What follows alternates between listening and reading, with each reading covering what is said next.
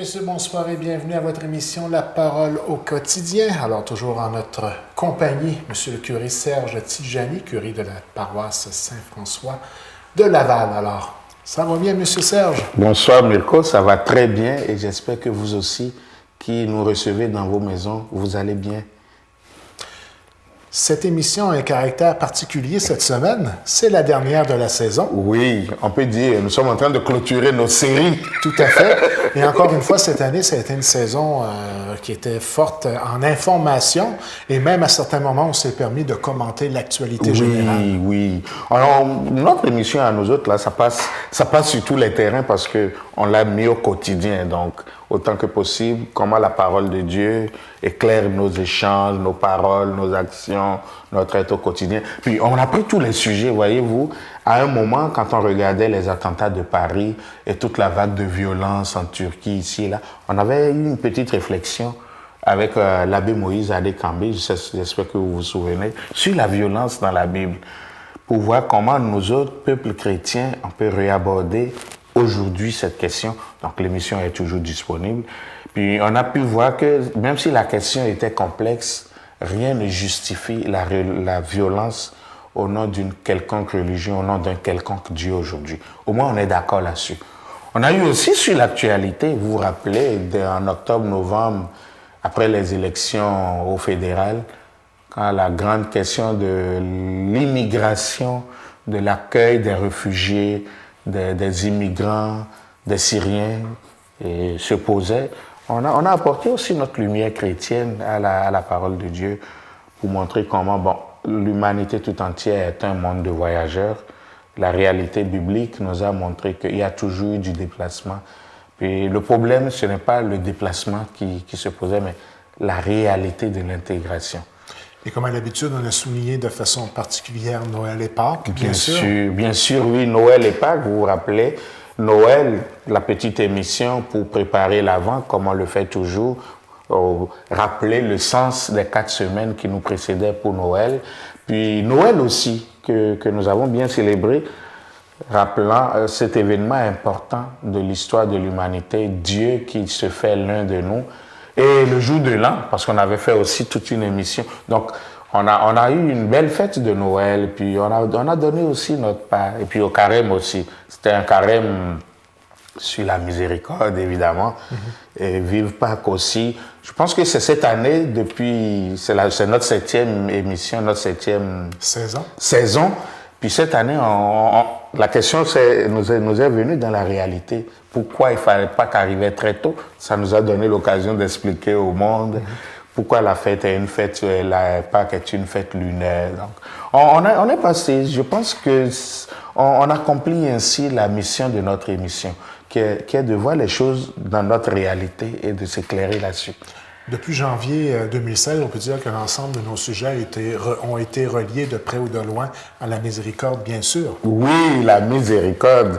Puis on pouvait dire, ça c'est le pape François qui nous a mis dans cette affaire. C'est le grand responsable. Le grand responsable.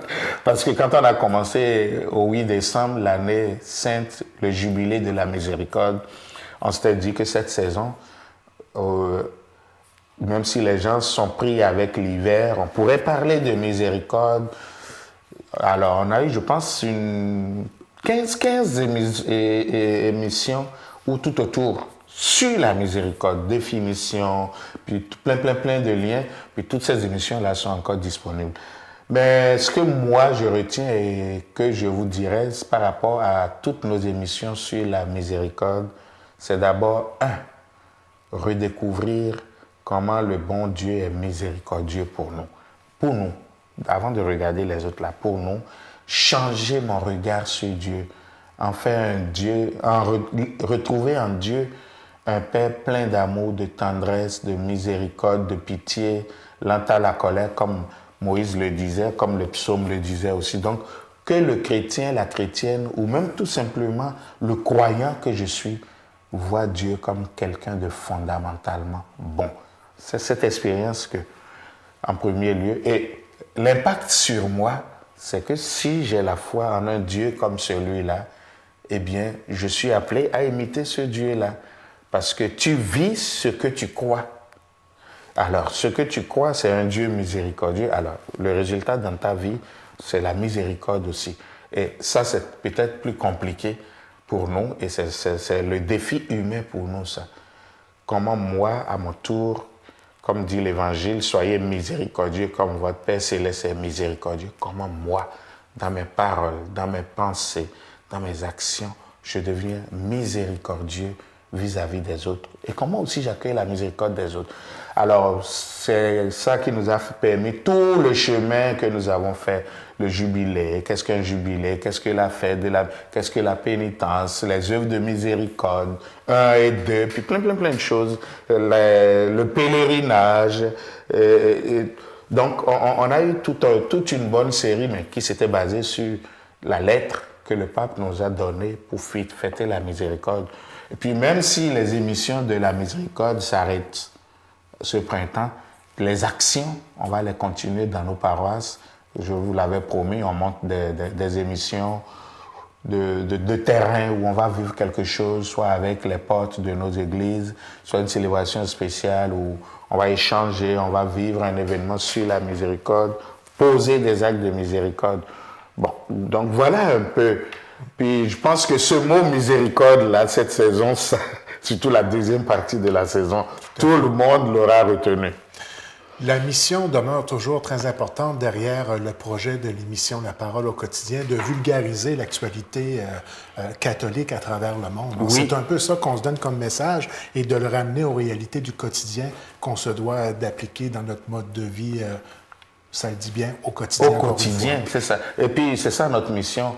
C'est ça que nous nous sommes donnés dans. Ça devient une belle tribune d'information. Oui. Et on s'est même donné le luxe d'inviter certaines personnes qui étaient en mesure de pouvoir présenter des sujets qu'ils maîtrisaient d'une façon plus particulière. Et justement, on a même parlé. C'est une émission qui est ouverte. Hein? Ouverte, vous vous rappelez, il y a même eu l'émission sur l'écologie. Je pense qu'on en a eu une ou deux, le Cantique des créations, parce que le pape, à l'automne dernier, avait sorti Laudato Si, et on se disait, ben, tout le monde en parle, ça vaut la peine que nous aussi, on présente. Puis on l'a fait, on a eu... Donc vous voyez, nous, c'est pas juste enseigner une doctrine pour une doctrine, c'est pas juste lire la Bible pour elle-même, mais voir comment nos réalités ordinaires peuvent être vécues à la lumière de notre foi. Et la prise de conscience que Jésus est encore présent dans notre vie, même aujourd'hui, dans notre société moderne. C'est ça, justement. Et il est présent. Et je pense que vous en faites l'expérience, on en fait tous. La présence de Jésus dans notre monde, dans notre vie, la présence de Jésus dans sa parole, la présence de Jésus dans toutes nos activités. Donc, ne pas déconnecter notre foi, notre écoute, notre pratique de la foi, ne pas la déconnecter de ce que nous vivons au quotidien.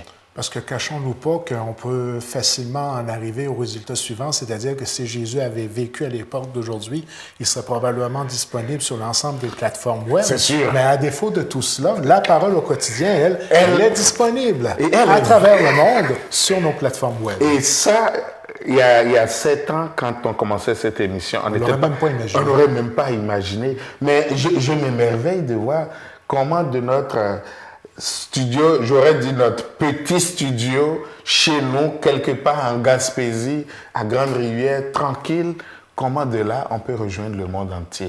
Et il y a des gens qui vous suivent de loin. Hein? De très loin. Moi, je pense qu'actuellement, sauf...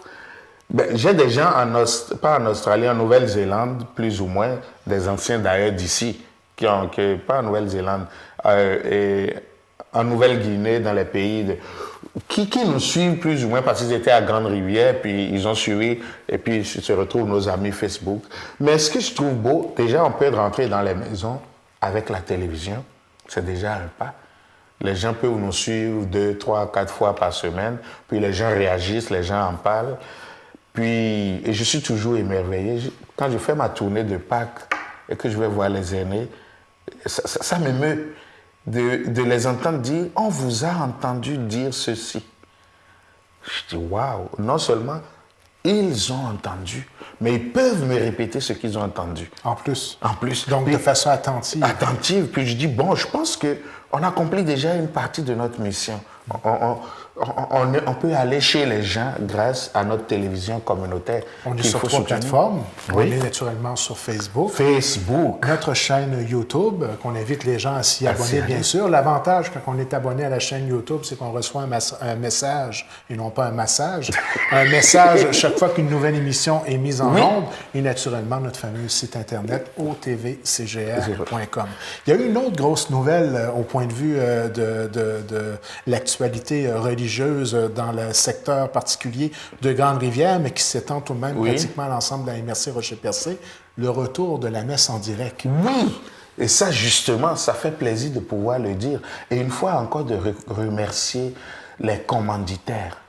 Jean Couture, Grande-Rivière, IGA, Grande-Rivière, le Lièvre, le Moyen, Cap d'Espoir et toutes les autres compagnies qui ont donné de leur temps et de leur volonté. Parce que ce n'était pas seulement une question d'argent, c'est une question de croire à la communauté. Vous avez raison. Et sans eux, on n'aurait pas été en mesure de le faire. Donc, il est vrai de dire que c'est grâce à ces commanditaires-là qu'on a pu remettre sur les ondes de TVCGR la célébration de la messe en direct. Depuis janvier. Et même en direct, donc pas seulement à la télévision, parce que moi j'ai du plaisir à cliquer et à l'annoncer sur ma page Facebook, mais même hors d'ici, je sais que des gens ont suivi cette messe-là à partir d'Ottawa, parce qu'on s'est parlé après. Je sais que des gens l'ont suivi, pas en direct, mais plus tard, parce que c'était disponible, l'ont suivi au Bénin, malgré la lenteur de la connexion. Moi, je sais, le jour de Pâques... Beaucoup de monde de Montréal aussi qui suivent en direct. Beaucoup de gens de Montréal. Des Gaspésiens qui ont la chance de pouvoir regarder une célébration de chez eux. De chez eux. Puis moi, ce que je leur dirais, n'hésitez pas à cliquer, à partager pour que les gens le sachent. Cliquez les j'aime, cliquez les repartager. Comme ça, les gens le sauront. Puis ils pourront être en lien, en contact avec la terre natale, le pays natal, la Gaspésie. Donc, peu importe où vous êtes Gaspésien, vous savez que quelque part chez nous, il y a une messe qu'on peut regarder en direct. Et de l'autre façon aussi, les gens qui ne connaissent même pas la Gaspésie, imaginez, on est là un dimanche, et puis en direct, ou peut-être avec 1 heure de retard, ils peuvent nous suivre de partout, de France, d'Italie, du Bénin, du Nigeria. Ils peuvent nous suivre et dire, on est en communion avec ce village-là, cette ville-là, cette région du monde où on n'ira peut-être jamais, mais on voit l'église là à travers. Et on voit, on connaît pas les gens, mais on voit. Moi, je dis, c'est merveilleux ce que la technologie peut nous donner aujourd'hui. Et c'est pour ça que je dis, il faut être reconnaissant vis-à-vis des gens qui permettent à la télévision communautaire, évidemment en partenariat avec la fabrique de Grande-Rivière, à pouvoir continuer cette émission. Je profite pour les remercier. Puis j'espère que ça va susciter d'autres. Puis on va pouvoir multiplier ça, renouveler les abonnements. Ça vaudra la peine, comme on dit. De faire en sorte que ce soit un service qui demeure sur le long terme. Oui, sur le long terme. Puis c'est important pour nos personnes âgées à la maison. Oui, parce que ça s'adresse aussi particulièrement au genre de clientèle qui, malheureusement, pour X raisons, n'était pas en mesure de pouvoir se déplacer. Puis moi, il y avait des besoins, cachons-le pas. C'était même surprenant de voir l'ampleur de la demande par rapport au service de la messe en direct, parce que quand on a cessé la diffusion en direct pour passer en différé, on ne s'attendait pas à avoir une réaction aussi forte de la part de la population. Hein. C'était beaucoup plus écouté que ce qu'on pouvait s'imaginer. Oui. Puis moi, ça me réjouit de voir que les gens ne peuvent pas venir, mais ils sont en communion. Ils sont en lien. Et je comprenais leur gêne et même leur frustration quand, je prends l'exemple de l'année passée, c'est banal à dire, le dimanche de Pâques, pendant que nous, à 11 on célébrait, ce qui passait à la télévision, c'était le dimanche des rameaux. Tout à fait, oui. Même si les autres dimanches, les gens se perdaient là, le jour de Pâques, personne ne se perd, on sait que c'est le jour de Pâques. Oui. Alors, mais de voir comment les gens ont eu de la peine de voir que cette messe n'était plus directe. Ça m'a réveillé aussi, de dire, on fait beaucoup de choses dans la communauté, on ne se rend peut-être pas compte. La télévision communautaire, à mon avis, elle accomplit une grande mission là, de permettre aux gens de vivre leur foi. Puis, comme vous le savez ici, beaucoup de gens, quand ils viennent à la messe à Grande-Rivière, prennent la communion et apportent à la maison. Alors, vous voyez, nos aînés ont vécu la messe en direct. 5, 10, 15 minutes après, on leur apporte la communion. Puis ils peuvent communier comme s'ils étaient à la messe. C'est merveilleux, ça. Télévision du peuple pour le peuple, Pour par le peuple, par le peuple. J'ose dire même, c'est une vraie démocratie que notre... Au niveau de la fédération, on appelle ça la télévision aux valeurs citoyennes. Citoyenne. Et c'est vrai. Puis moi, j'espère qu'on va sauvegarder toujours ces valeurs citoyennes-là, qu'on va d'abord privilégier la communauté, et qu'on va toujours faire de notre mieux pour lui apporter tout ce qu'on peut. Même pas... En ce qui concerne particulièrement notre émission qui en est maintenant à sa 7e saison, est-ce qu'il y aura une 8e saison? Moi, je dis toujours, si Dieu le veut, j'allais dire comme l'autre journaliste, si la tendance se maintient, je peux vous annoncer que... Alors, on s'amuse, hein, vous voyez.